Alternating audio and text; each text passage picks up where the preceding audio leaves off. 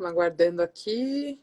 Olá, boa noite a todos, a todas e a todes. Oi, Sam! Oi, Ruth, tudo bom? Oh, que prazer! Tudo bem? Desculpa a demora, eu estava numa atividade em Taboão da Serra, aí eu peguei um pouquinho de trânsito para chegar aqui, mas É, deu tudo certo. a chuva que está caindo aqui dificulta Torrencial. só, né, as questões. Não, e assim, e dificulta para fazer campanha também um pouco, vamos falar a verdade. Aliás, a pandemia já dificulta em muitos aspectos, porque a gente tem que tomar muitos cuidados. Aquela coisa do abraço a gente gosta muito, tem que evitar, não dá para fazer. E além disso, a chuva, então a gente tem que usar as redes mesmo, tá corretíssimo. Exato. Fortalecer redes sociais, nossas redes de contato para fortalecer a campanha. Mas como é que você está? Ah, estamos bem. Hoje a gente queria estar na rua. A programação era o dia inteiro na rua, fazendo campanha, distribuindo panfleto, conversando com o Pois é. pessoal. E aí veio essa chuva, a gente teve que reorganizar a agenda. E é isso, né? De ocupar as redes, organizar as questões, às vezes, pendentes, né? Que a gente não consegue dar, às vezes, tanta atenção para o WhatsApp, uma conversa, enfim. Mas Claro, mas de bastidores, né, que também é importante. exato. Mas estamos animadas, bastante animadas, sobretudo quando a gente sai às ruas e aí a gente vê as pessoas pedindo é, material do Boulos, da Irundina, ou quando a gente apresenta, né, o folheto, né, da campanha, da nossa candidatura, e aí, estamos com Boulos e Irundina, e aí as pessoas identificam a Irundina, e é maravilhoso. Cada uma Ah, isso é muito delas bonito. tem uma Nossa, é muito história. impressionante. Tem. E assim, eu costumo dizer que o voto da Erundina é um voto de vida. Por que que eu falo isso?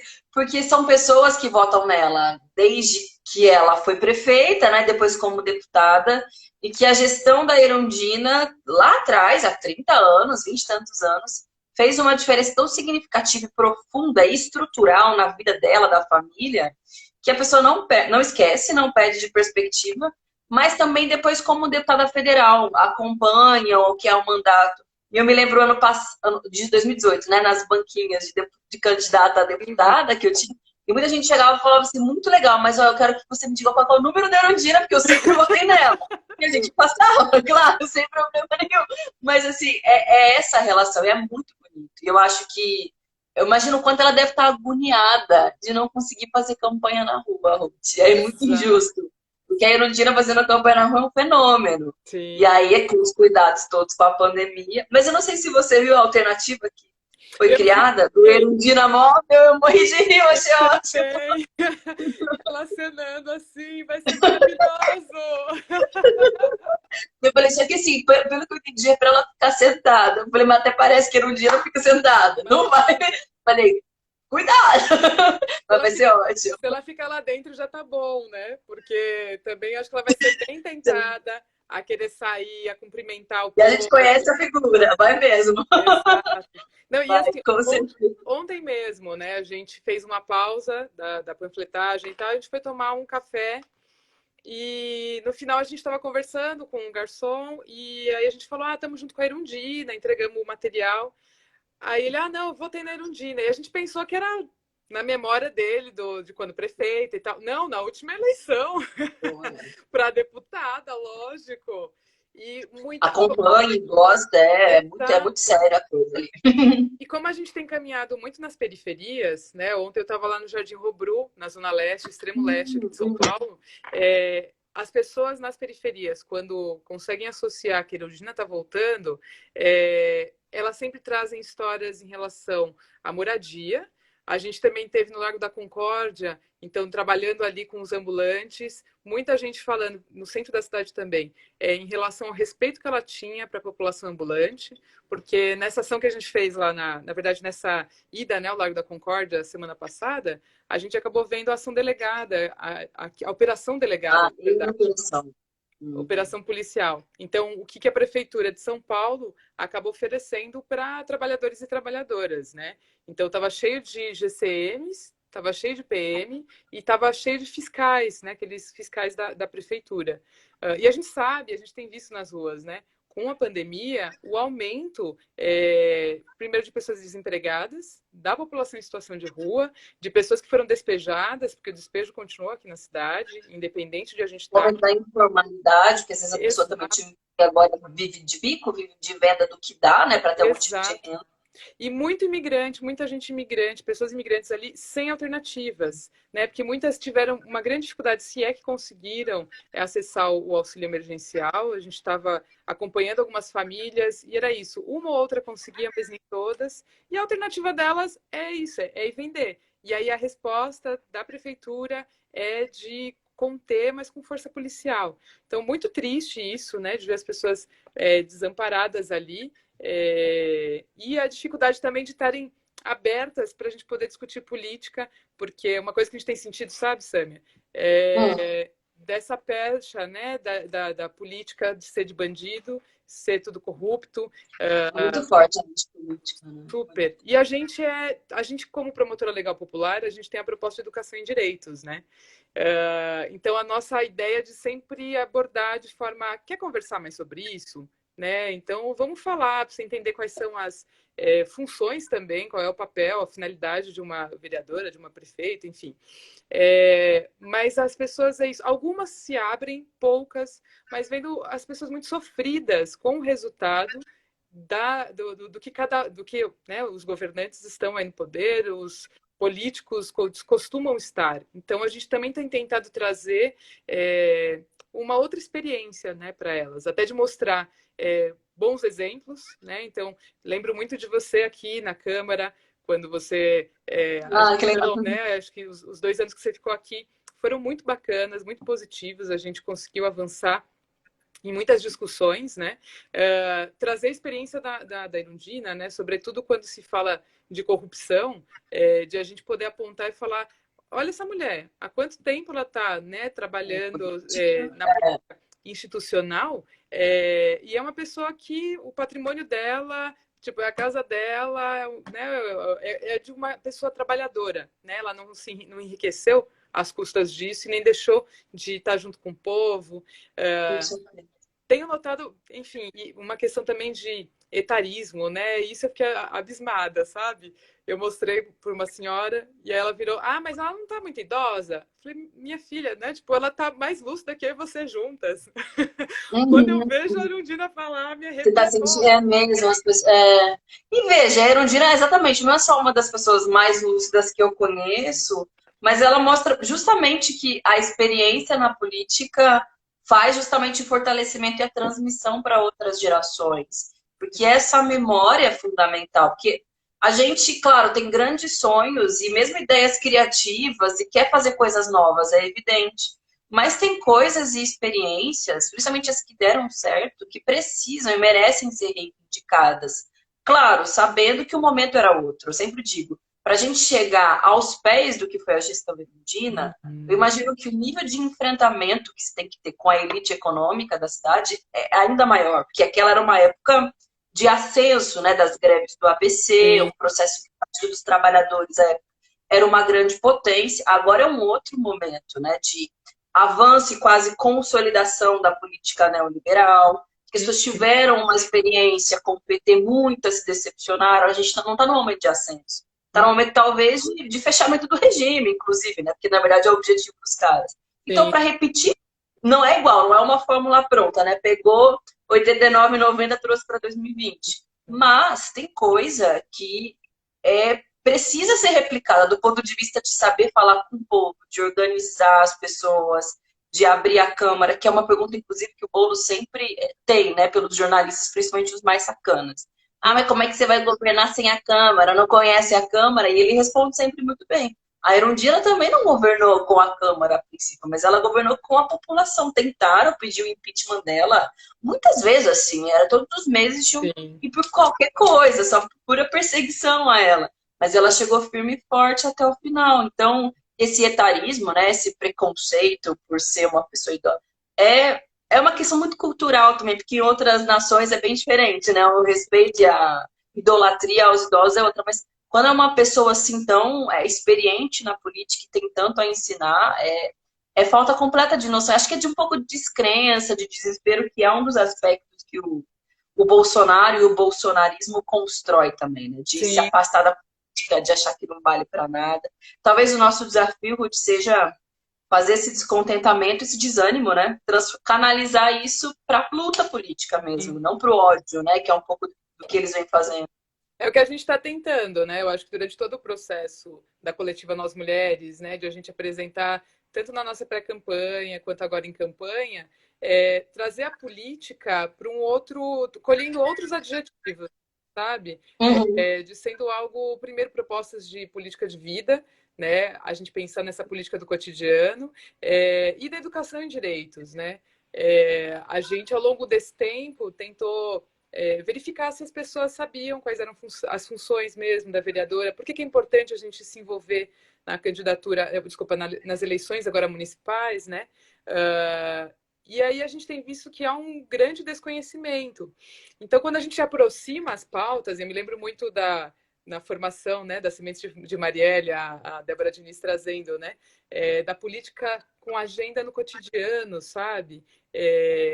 E que aí isso se transforma, porque essa coisa que parece tão distante, feita por homens engravatados, né? E que não é para a gente, geralmente a figura do patrão decidindo sobre os direitos da classe trabalhadora, e aí a gente vai vendo que as mulheres vão tomando isso de outra forma. Quando elas percebem que é isso, o preço do arroz tem a ver com política, né? Se eu Exato. vou ter vaga em creche ou não, tem a ver com política. Se a gente vai enfrentar a O violência, salário tem a ver com o salário tem a política, ver, né? o transporte, o que eu estou oferecendo de transporte, aglomeração, a oferta de rotas, né, enfim, horários, disponibilidade de carros mesmo, do transporte público, eu digo, né, dos ônibus, o combate à violência contra as mulheres, né, se eu vou ter centro de referência para as LGBTs ou centro de referência para a população negra, né, de promoção da igualdade racial, tem a ver com política, né, e tem a ver com quem a gente escolhe. Então, muito do que a habitação, exatamente, como a Poena trazendo, habitação, moradia tem a ver, né, com isso. E o que a gente tem conversado com as pessoas que estão bem desamparadas, né? Meio que, olha, espaço vazio não existe. Então, se você não se manifestar, se você não for lá e escolher quem você quer que esteja representando ali, defendendo seus interesses, outros vão escolher. E aí talvez não seja de acordo com o que é o seu interesse, não o seu interesse individual, mas o seu interesse enquanto moradora desse bairro, né? Enquanto pessoa que depende dos serviços públicos, né? E aí, nessa toada, né, Sâmia, o tanto que a defesa dos serviços públicos e do funcionalismo público é extremamente importante.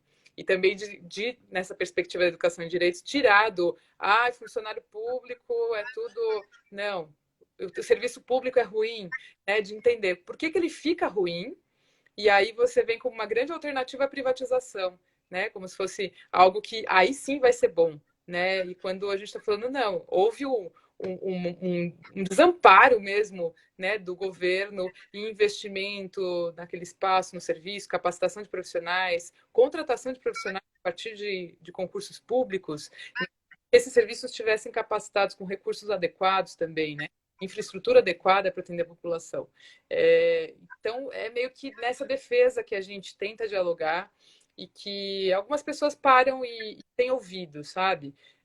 E até para dizer, olha, se for privado, quem é que consome isso? Se a saúde for privatizada, e aqui em São Paulo, infelizmente, a gente tem uma experiência nessa, você que estava aqui na cidade sabe, né? O quanto da saúde, sobretudo das UBSs, a gente tá na mão de organizações sociais, que têm Sim, contratos bilionários, né? sim.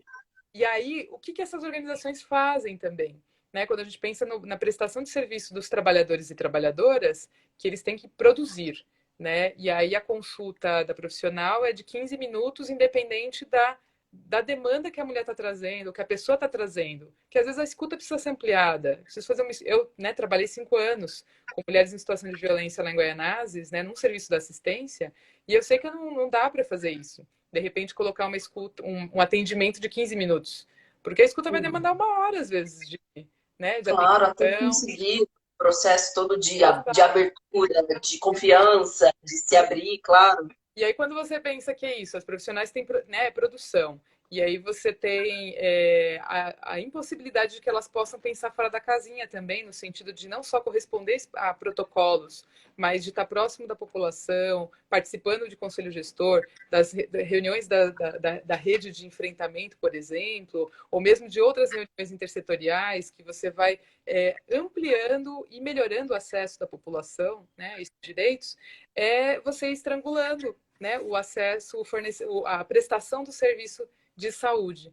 E quando está privatizado ou terceirizado, como a gente fala, precarizado, é isso que a gente tem. Né? A assistência social em São Paulo, né? Quanto que a gente já não conversou sobre isso, quando a gente levava as demandas enquanto rede de enfrentamento, com vários serviços se somando, mas de toda essa precarização, aí atraso de repasse, a gente tinha mesmo que material pedagógico, fornecimento, e uma outra coisa, o cuidado de quem cuida, né? As profissionais não tinham amparo, não tinha supervisão, que, enfim, né, que a gente pudesse discutir os processos de trabalho, não tinha financiamento para isso, que é uma das demandas que a gente tem, e você ficava muito na casinha. Então, às vezes, as demandas, sobretudo em relação a mulheres em situação de violência, a gente sabe que são complexas. Não dá para eu pensar que só a política da assistência vai dar conta. Às vezes, você, dentro da assistência, tem que articular com serviços de criança e adolescente, eu vou precisar discutir moradia específica para mulheres em situação de violência, vou ter que falar de creche, vou ter que falar de transporte, de empregabilidade, de educação. E quando você vai precarizando e privatizando, na verdade você fragmenta, você perde a noção do todo. Quando você perde a noção do todo, o atendimento não é integral para a população.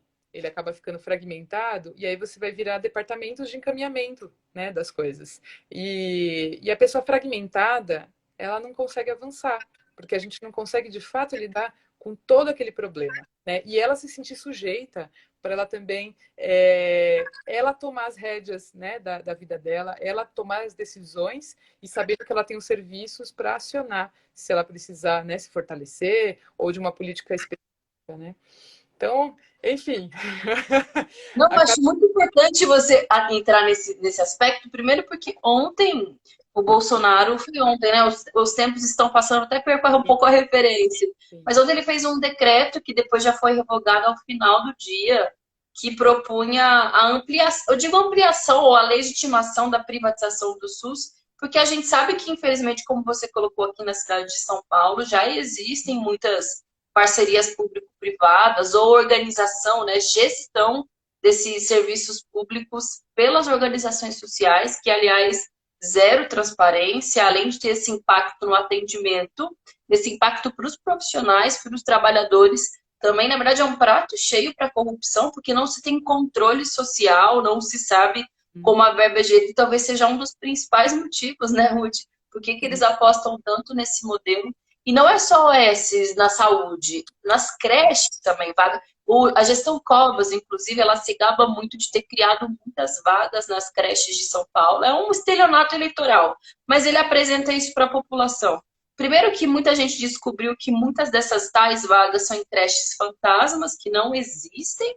Você vai lá, é só o prédio, e é um prédio que não é adequado para atender crianças muito pequenas, geralmente é um prédio comercial, eles vêm como depósito, né? Para a mãe poder trabalhar, para o pai poder trabalhar, como tem pai, deixa a criança ali socada naquele lugar, mais ou menos dessa forma, com trabalhadores que muitas vezes não têm a preparação adequada, a formação, não são estimulados a isso, ganham péssimos salários. E não só isso, né? Existem as tais das máfias das creches, que a Folha de São Paulo, o Estadão estão divulgando, que o vice do Covas tem uma fortíssima relação, que é o então vereador Ricardo Nunes, que por sua vez também tem uma relação com o braço mais fundamentalista de alguns setores das igrejas da cidade. Então é todo uma lógica, todo um esquema em comum que é de violação sistemática de direitos.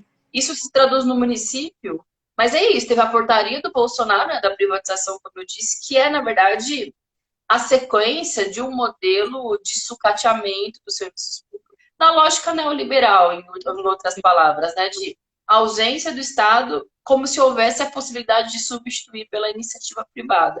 E às vezes eu vejo assim nas redes, muitos jovens, principalmente mais bolsonaristas, MBLs, sei lá o que da vida, reproduzindo isso, né? Não, tem que privatiza tudo mesmo como se fosse um meme, uma birra. Mas sem a menor consciência do que isso significa. É como se fosse uma questão de individualismo.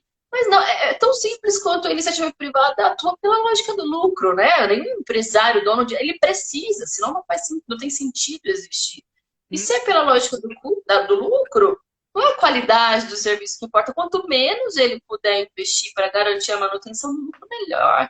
Então é isso, vira utilitarista, vira uma porta de serviço, quando muito, vira por uma lógica do mercado, que o tempo custa muito, e portanto é 15 minutos de atendimento. Sinto muito se o seu problema foi sanado ou não. E agora, Ruth, é muito preocupante que eles anunciaram a tal da reforma administrativa, que a gente coloca muito sobre o aspecto do ataque ao funcionalismo público, mas, claro, não só isso, não é só grave para os servidores, para os trabalhadores dos serviços públicos, mas ela também é um ataque ao serviço público. Tem um elemento que é pouco discutido, que eles falam que é a introdução do princípio da subsidiariedade, que é um termo que na prática significa só ter o poder público, investimento estatal, onde a iniciativa privada não puder dar conta. E eu fico imaginando como isso se traduz para São Paulo, por exemplo, que tem iniciativa privada, obviamente, muita, né? A maior cidade da América Latina. E que, bom, se aqui tem iniciativa privada para poder investir em creche, por que vai ser obrigação do Estado? Se pode ter uma. O Cova já iniciou isso, né, com os vouchers. Esse decreto do Bolsonaro de ontem, na verdade, é já um anúncio do que pode entrar na própria reforma administrativa, que a gente precisa batalhar muito para não existir. Isso é um dos tantos desafios, e por isso as eleições municipais também são muito importantes, né? Porque é onde essa política macro, eu falo bolsonarista, mas não só dele, né? A direita tradicional também compartilha dessa mesma agenda econômica, né? Mas é onde as coisas se traduzem no concreto da vida das pessoas, né? Não, eu estou pensando que essa lógica da subsidiariedade, ela deveria ser a contrária. É onde o Estado não chega, ele poderia conceder, enquanto ele não consegue, às vezes, lançar concurso público para ter recursos adequados para o Estado assumir isso. É verdade. E aí você tem uma inversão. Você antes, né? O contrário dela. Você tem uma inversão, né? É tipo a iniciativa privada pega e se ela. Mas como a iniciativa privada sempre vai querer ocupar, né? Sobretudo pela deturpação que ocorre nesse meio do caminho, que é o que você já narrou aqui, né? Ontem eu estava nesse território que eu te falei, no extremo leste de São Paulo, e aí me apresentaram. Aqui funcionava uma creche, mas é isso, também perdeu o contrato, alguma coisa assim. Eu olhei o prédio, eram 4 andares. E aí você fala, como é que as crianças ficam com tanto andar, com tanta escada, porque não tinha espaço ali para pensar que existia elevador, sabe? Sendo que eu entendo que para uma criança ela precisa de estar em contato com outros elementos, né? Sobretudo eu pensar numa cidade como São Paulo, com tanto concreto, então ela precisa ter elementos, né, de terra, de entrar em contato com o meio ambiente, com bichinhos, com outras coisas, né? E não o depósito de criança, né? E exatamente isso, né? E aí, quando você fala, né, a nossa luta mesmo é pelos serviços públicos, e aí quando eu penso em que os funcionários públicos têm que ser, né, bem remunerados, têm que ser capacitados continuamente, que tem que abrir concurso, pensando exatamente no resultado para a oferta de serviço para a população, né? Ontem a gente fez uma live falando sobre saúde mental. E uma das coisas que elas trouxeram é que, sobretudo nos serviços de acompanhamento de saúde mental, então, se eu for pensar CAPS infantil, e tem outros, né, residência terapêutica, enfim, que é diferente de comunidade terapêutica, né? É importante a gente colocar essa diferença. A residência terapêutica está dentro lá, né, da relação de serviço de saúde mental. O vínculo é algo muito importante. Aí você fica pensando, e o que eu levei ali para elas, como é que você constrói esses vínculos se há uma grande rotatividade de trabalhadoras que são exploradas porque são precarizadas nessas contratações com organizações sociais, né? Então, também pensar numa estabilidade de trabalhadoras e trabalhadores é importante para isso ter um efeito a longo prazo, né, do atendimento, da prestação de serviço à população. Para não falar, né, Sâmia, do assédio moral, que a gente sabe que tem muito assédio nas relações, muita tentativa de silenciamento das trabalhadoras, dos trabalhadores, que porventura venham a questionar, a criticar, ou no limite a pedir para a gente ampliar, às vezes, os focos, né? Então, enfim, né, a A gente tem gente todo viu um... isso acontecendo muito na área do meio ambiente durante a gestão Bolsonaro. Tem o caso clássico daquele fiscal, trabalhador do IBAMA, que foi demitido assim que o Bolsonaro assumiu, aliás, que foi remanejado, mas enfim, porque ele é concursado, Estado, justamente porque ele havia lá atrás, quando o Bolsonaro era deputado, multado, ou seja, estava exercendo o papel dele de funcionário do Estado, de trabalhador que está ali justamente para fiscalizar, para proteger o meio ambiente, e em função disso, ele foi tirado da função dele. Também teve aquela lista, aquilo eu achei, olha, é muito absurdo o que está acontecendo com o nosso país. O dossiê que fizeram dos policiais antifascistas, que Sim, também são trabalhadores da segurança pública, que se organizam politicamente, e é um direito constitucional, mas que foram fichados pelo Gabinete de Segurança Institucional. Então, a reforma administrativa é para legitimar isso. Assédio, perseguição política, demissão e, em última instância, o tal do puxa-saquismo, né? Porque daí é a relação pessoal que exato. conta para você se manter no seu posto de trabalho ou não. E aí a gente não tem defesa de fato de políticas públicas, né? Porque aí você, na É, verdade, vai ter que defender o seu trabalho, né? E garantir que o você... patrão, né? Exato. Satisfazendo a vontade, né, do mandatário da vez, e você não vai trabalhar a educação em direitos, né, porque também quanto menos a população souber, melhor, né, para fazer essa gestão de uma forma meio distorcida, ou bastante distorcida, entre uma linha que não, ela fica tênue, mas não devia ser, né? O que é o favor e o que é direito? Porque é isso, quando a gente pensa, por exemplo, o SUS é direito. O SUAS, né, a política de assistência social, é direito. Quando você passa tudo isso para organizações religiosas, né, que estão ali terceirizando, né, sendo intermediárias nesse processo, entra algo que cabe no favor, sabe, ou na caridade. E aí, né, eu fui fazer reunião uma vez numa OBS, que a gente teve que eu acabei me retirando desse processo, mas fazer uma oração antes de iniciar a reunião. E era uma reunião para discutir, sei lá, caso, alguma coisa assim.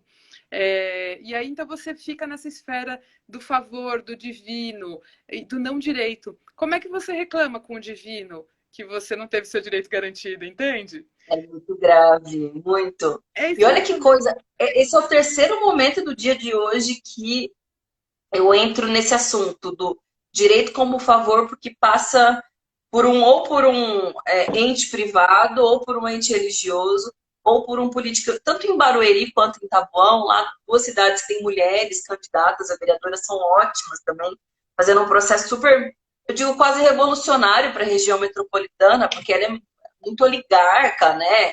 Em Barueri, a mesma família está há 40 anos no poder, se reproduzindo, mudando, e tem toda uma gama de vereadores sob a alçada deles. Em Tabuão, menos um pouco, 20 e poucos anos, mas é a mesma lógica também, e PSDB nos dois casos. Mas Uhum. elas estavam dizendo aqui, para você conseguir uma vaga, sei lá, mamografia, por exemplo, não é na UBS que você marca, você tem que procurar o assessor do vereador. E o assessor do vereador te coloca, se precisa de uma ambulância, precisa, sei lá, enterrar um ente querido, um sepultamento, você procura o assessor.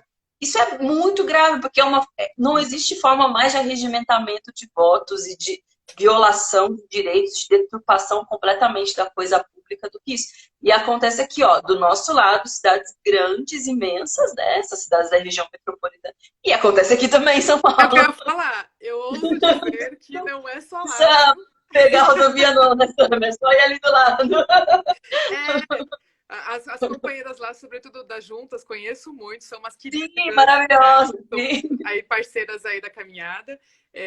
Mas essa dificuldade a gente tem no território de São Paulo. É que aí você vai fragmentando. Quem é que Uhum. manda na Zona Sul, quem manda na Zona Leste, quem manda na Tem Zona mais Norte. territorial. É. E aí você acaba tendo essa relação. Tanto que, por exemplo, uma das coisas que eu estava ontem conversando, a dificuldade que se tem quando você está ali conversando com a pessoa e fala, mas o que você vai me dar em troca? E tipo, desculpa, tô candidata, mas não é para te dar individualmente algo em troca, né? Se for pensar numa cesta básica, é que o CRAS tenha cesta básica para todo mundo e que seja uma cesta básica de qualidade para a população, né? Se for pensar, não sei o que, sei lá, meu telhado voou. Se for pensar nisso, é pensar num recurso que a assistência social do município possa ter para colaborar, às vezes, com pequenos Fundo de detalhes. obras, etc. Uhum.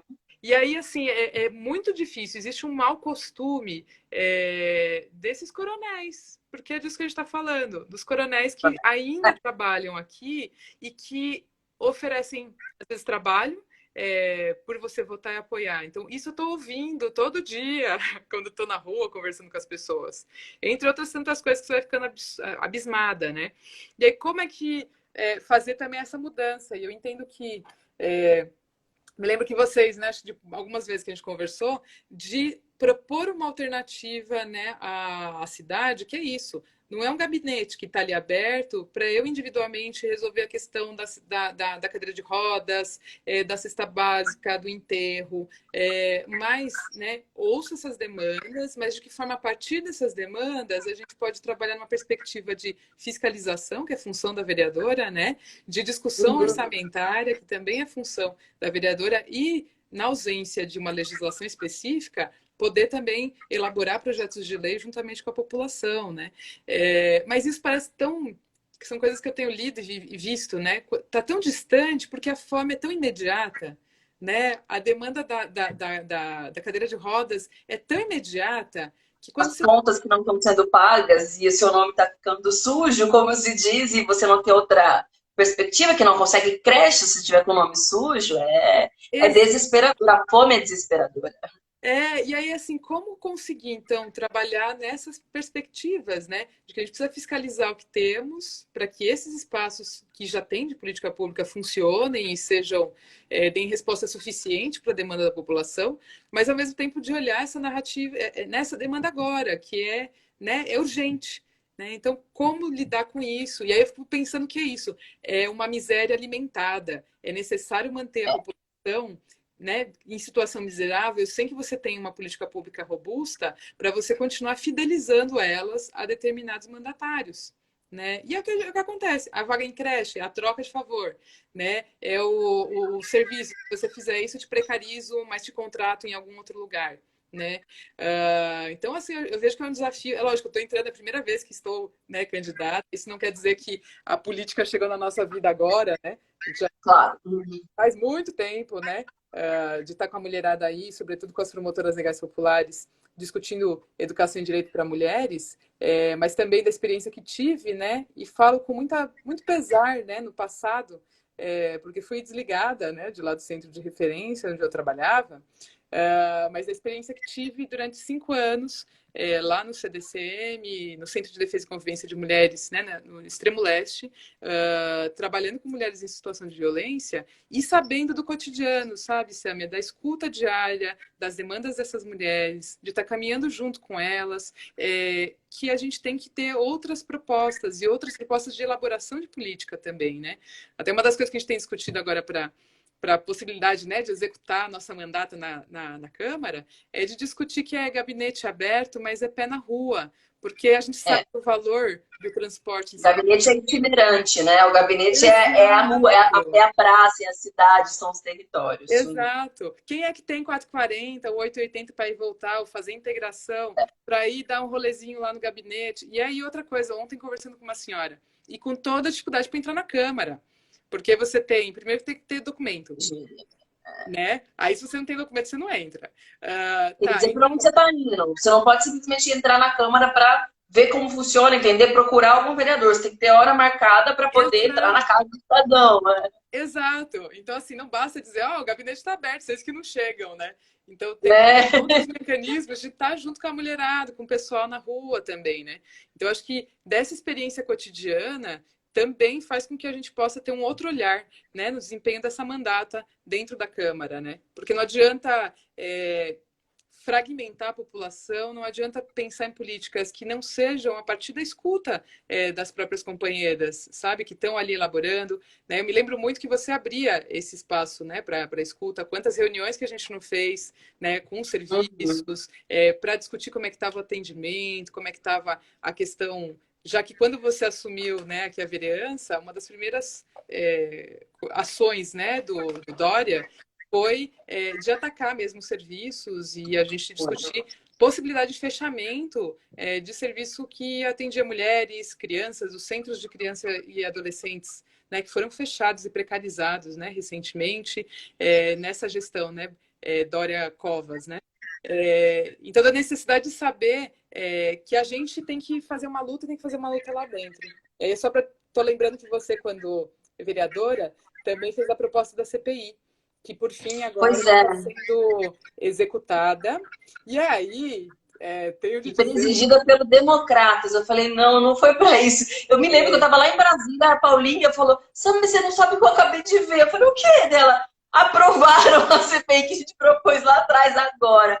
Eu falei, claramente, porque a eleição está batendo na porta, e aí também querem porque como existe uma demanda forte da sociedade para discutir a urgência do tema da violência contra a mulher, que inclusive se intensificou na pandemia, etc. É isso, bom, às vésperas da eleição, vamos então dar um presente para as vereadoras se apresentarem dessa forma para a população. E, sinceramente, assim, qual é o resultado da CPI? O que ela produz? O que ela está produzindo? E eu acompanhei muitas sessões. E aí eu tive a paciência para fazer isso. E é isso, salvo a Juliana, né, que é uma querida e faz resistência dentro da Câmara, as outras pessoas, eu vou dizer aqui, porque é isso, eu acompanhava e ficava me retorcendo, porque não tem nem canal para você mandar manifestação, né? Você não pode nem mandar pergunta nem nada. Então eu ficava falando sozinha, mas já há 3 ou 4 mandatos, eu estou falando de 12, 16 anos dentro da Câmara e desconhecerem completamente como é que se dá o processo mesmo de serviços que atendem as mulheres, como é que se dá a possibilidade de enfrentamento à violência contra as mulheres no município. Eu cheguei a ter, isso está gravado, então eu vou falar mesmo, o absurdo de uma vereadora propondo redução de IPTU para agressor que tivesse passado por cursinho durante 5 anos, sei lá, uma coisa assim. Sério, Sâmia, eu fiz essa cara. Nossa, meu Deus do céu! Juro! Eu vi aquilo, então, gente. E aí, pensando que a gente já deu uma caminhada, a gente já amassou muito barro junto com a mulherada, sabe? Quando a gente vê uma CPI dessa, que vai, né, completamente desgovernada, porque não existe o conhecimento de como se dá o serviço, qual é a demanda das mulheres, e aquela coisa de invocar a segurança pública. E aquilo de não sabe e não quer saber, né, Ruth? Porque assim, tá bem, o centro da atuação dela é outro, barará. Mas se você entrou numa CPI como essa, assim, ouve pelo menos, escuta, traz quem entende do assunto. Pô, o tanto de assessor que você tem, fala para os seus assessores irem em loco, se você mesma não pode, porque a rainha da Inglaterra tá ali. Mas nada, não quer nem saber, na verdade. Não. E aí, assim, é um absurdo. Então a gente falou, não, a gente tem que estar lá dentro, a gente tem que ocupar também a política institucional, para além de ocupar as ruas que a gente já sempre ocupou, para além de a gente discutir educação e direitos, para além de a gente discutir os serviços, porque assim, enquanto, né, os serviços compondo, e sociedade civil também, compondo as redes, né? A gente já estava discutindo política pública, a gente estava discutindo elaboração de política pública, fazendo avaliação, propondo avaliação, né, de política pública. Então, esse conhecimento a gente tem, e que a gente conseguiu ao longo de anos, né? De uma década praticamente, nesse contato com as companhias. Construindo os protocolos, né? Construindo a metodologia adequada, muitas vezes dando a carta. E aí eu queria aproveitar esse gancho, porque assim, a gente começou o papo e mas eu queria pedir para que você se apresentasse também. Porque assim, eu conheci a Ruth justamente nessa luta de procurar entender, porque também cheguei na Câmara muito disposta, na Câmara Municipal, né?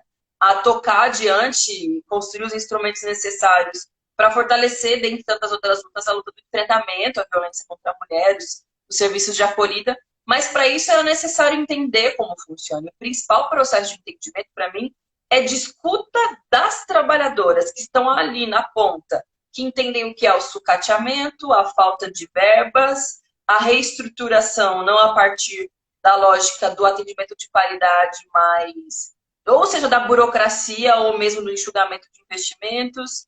É a trabalhadora que está em processo de escuta direto com a usuária, com quem atende, que é a função de ser daquele espaço. Foi aí que eu te conheci, foi nesse processo de buscar entender, seja nas audiências ou mesmo no processo de visita. E aí, quando, enfim, você se empoderou ainda mais, mas se encorajou a se lançar como candidata a partir desse processo coletivo, fiquei muito feliz, porque e é real para quem está nos ouvindo, assim, não é demagogia. Sempre que tem algum projeto, algum tema relativo à pauta dessa grande guarda-chuva que se tornou o tema violência contra as mulheres, a gente te procura, principalmente através da Paulinha, que trabalha comigo, enfim, milita comigo já há um bom tempo. E tem muita coisa muito problemática na Câmara, né? Me lembro ano passado, quando teve aquele projeto de que teria uma notificação compulsória para as mulheres que procurassem o serviço de saúde, que esse ano se traduziu naquela portaria terrível do Bolsonaro das mulheres vítimas de violência sexual que procurassem o serviço de abortamento legal, queria transformar o hospital numa delegacia. Aquilo, na verdade, é uma consequência daquela lei que foi aprovada no passado. E que justamente por essa relação de diálogo contigo, com as demais trabalhadoras da rede, que a gente pode compreender e botar o dedinho no voto não, né? Ou seja, pela manutenção do veto à época que o Bolsonaro fez a lei. Foi o único acerto, eu acho, que ele fez ao longo desses quase 2 anos como presidente. Não sei por qual motivo, mas ele vetou corretamente essa lei. Mas eu estou dizendo isso para você também se apresentar. Quem é Ruth? Tá, né? Por que teve essa ideia de ser candidata? Sua experiência, seu trabalho, porque eu vi muitas pessoas comentando da aula que está sendo essa live, porque você fala as coisas com bastante propriedade, como militante, mas também como quem entende. Entende porque vive aquilo, trabalha porque ouve, está colocando a vida à disposição.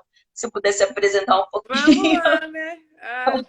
Bom, primeiro eu acho que, né, também tenho que dizer que acho que quem me incentivou muito também para ocupar esse espaço, né, de hoje, estar apresentando uma candidatura que é de construção coletiva com outras companheiras que estão amassando barro com a gente também há muito tempo.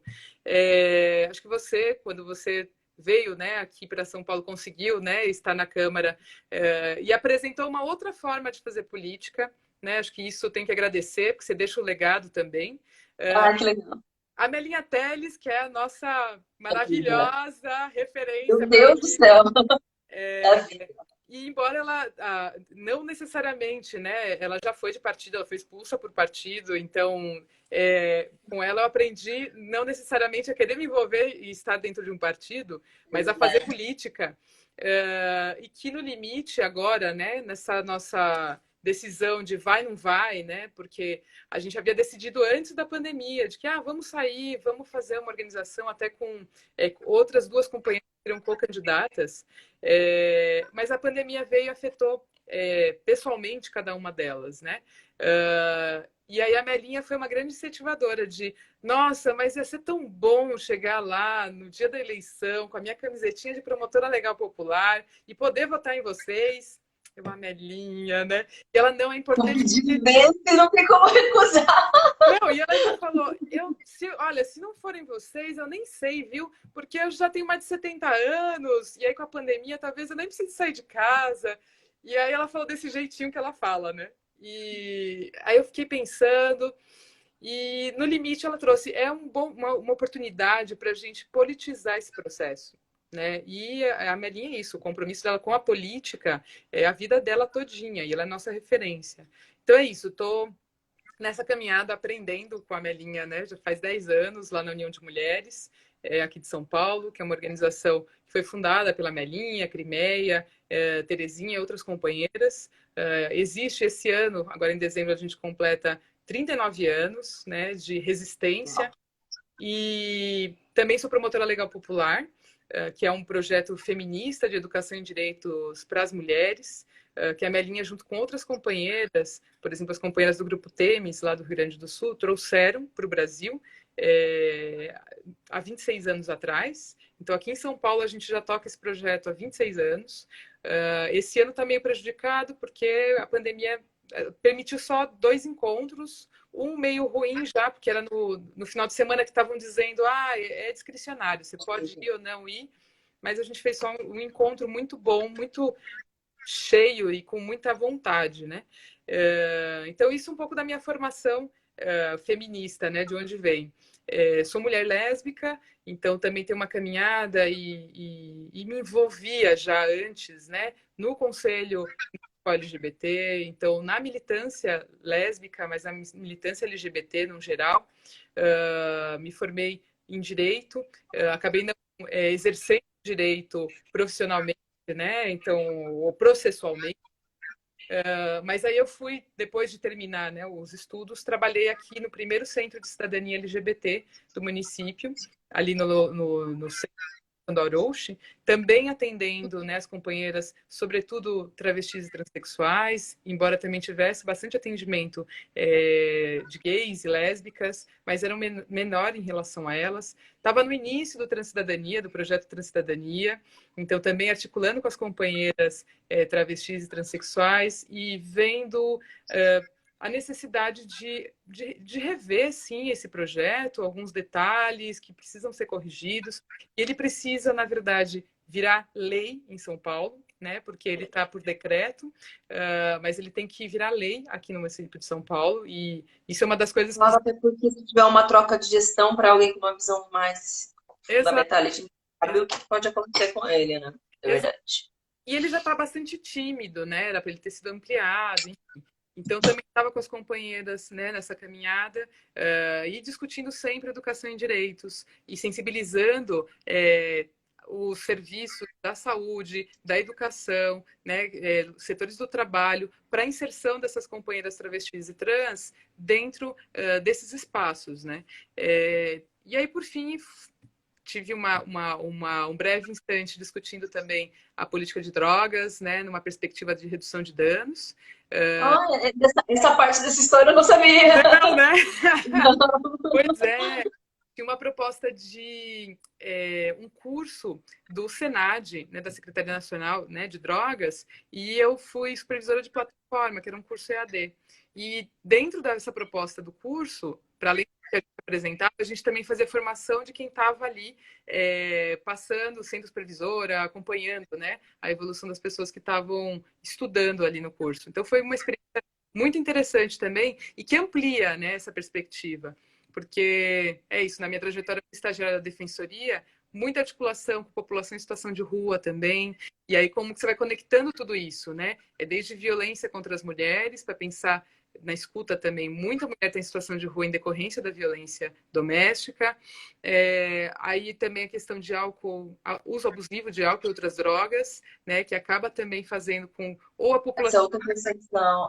Exato. E aí também seja segregada, tudo que acontece aqui, né, em relação à região chamada, né, de Cracolândia, aqui na cidade.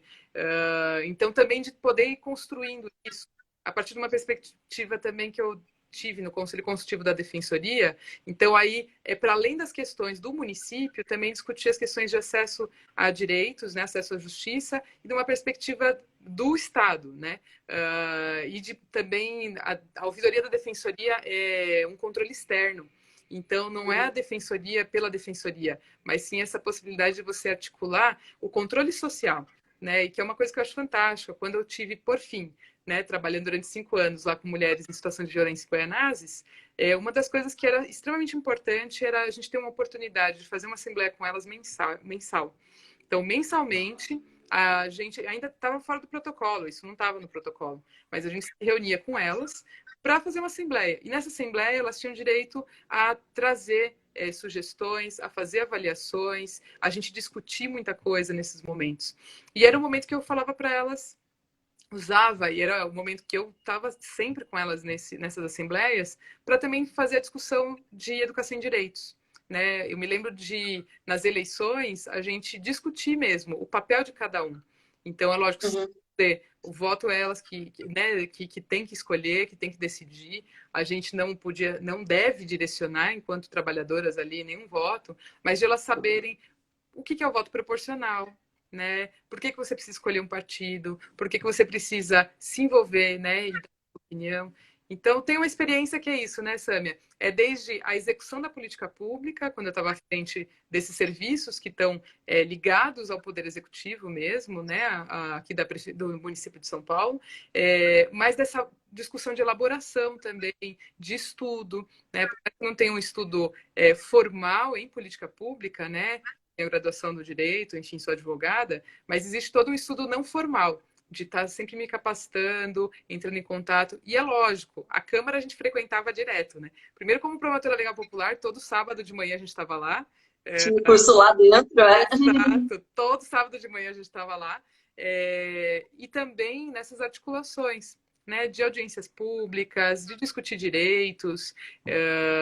Então, é isso, né? Eu falo de um lugar que tem uma construção coletiva, a história é toda, né, construída coletivamente nesses processos, lá na União de Mulheres, com as promotoras legais, e com a mulherada lá no território de Guaianazes também, sabe? E esse conhecimento de quem é usuária de serviço público, transporte público, do SUS, né? Minha educação foi educação pública, só a faculdade que eu fiz no espaço privado.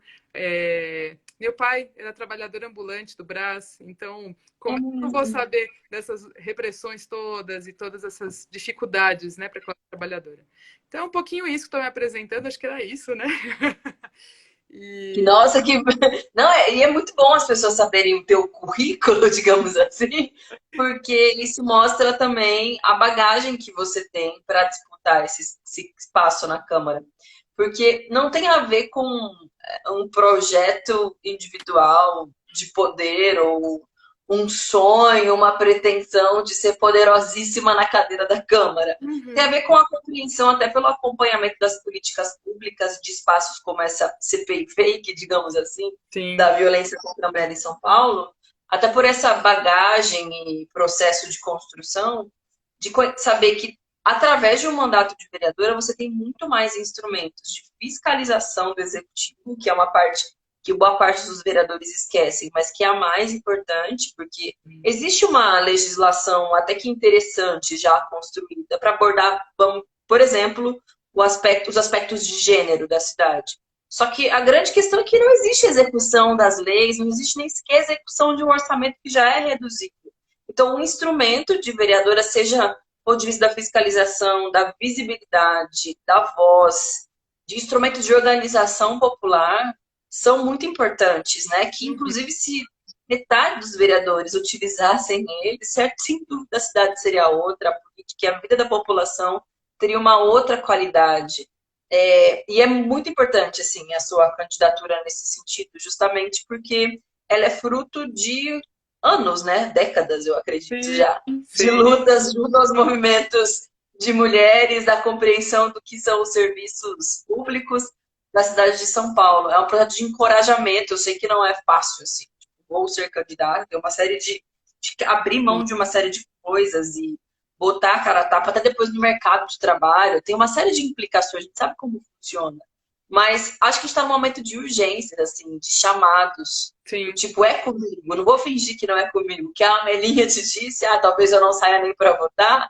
Cara, foi uma provocação no sentido de, você não está entendendo que ou é agora você vai, ou um setor significativo que ela representa não vai ter a representação que ela gostaria. Isso é muito, muito simbólico. Sim. E eu acho que no tempo de bolsonarismo, de bolsodória, digamos assim, que inclusive está expresso nessas eleições aqui em São Paulo, por enquanto, primeiro e segundo lugar, mas vai virar. Estou sentindo que vai virar e não é superstição, é concreto, é da rua, são as pesquisas que estão indicando.